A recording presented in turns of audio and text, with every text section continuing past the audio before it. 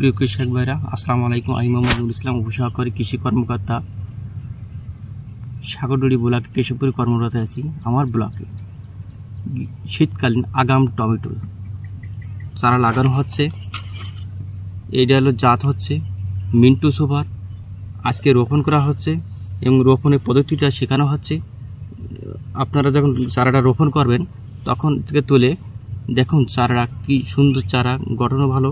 আপনারা যখন লাগাবেন তখন চারাটা এইভাবে রাখবেন, রেখে বাইরের থেকে মাটিটা নিয়ে দুই পাশটি মাটিটা নিয়ে হালকা এরকম চাপ দিবেন গোড়ায়।